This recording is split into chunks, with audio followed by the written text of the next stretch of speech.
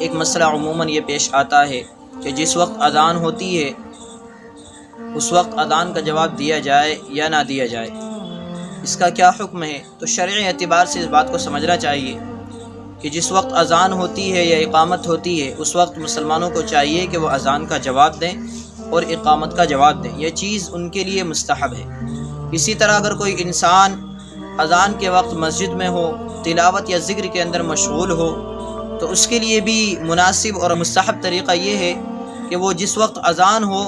اس وقت اپنی تلاوت کو یا ذکر کو بند کر دے اور اس کے بعد اذان کا جواب دے، یہ چیز اس کے لیے مستحب ہے۔ حضرات فقہا نے اس چیز کو اس طرح بیان کیا ہے اور فرمایا ہے وَلَا يَنبَغِي أَن يَتَكَلَّمَ السَّامِعُ فِي الْأَذَانِ وَالْإِقَامَةِ وَلَا يَشْتَغِلُ بِقِرَاءَةِ الْقُرْآنِ وَلَا بِشَيْءٍ مِّنَ الْأَعْمَالِ سِوَى الْإِجَابَةِ، کہ کسی انسان کے لیے مناسب نہیں ہے کہ اذان کو سننے والا یا اقامت کو سننے والا یہ کن باتوں کے اندر مشغول ہو،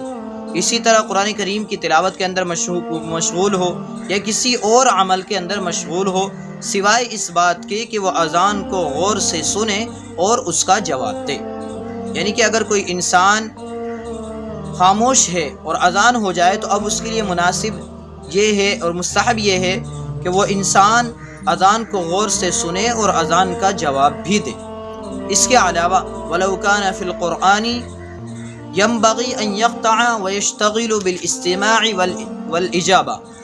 اگر کوئی انسان اذان کے وقت تلاوت میں یا ذکر میں مشغول ہو تو اس کے لیے بھی مناسب اور مستحب یہ ہے کہ وہ انسان ذکر یا تلاوت کو چھوڑ دے اور ذکر یا تلاوت کو چھوڑنے کے بعد اذان کو پوری توجہ کے ساتھ سنے اور اس کا جواب دے، تو یہ چیز مناسب ہے، احسن ہے اور مستحب ہے۔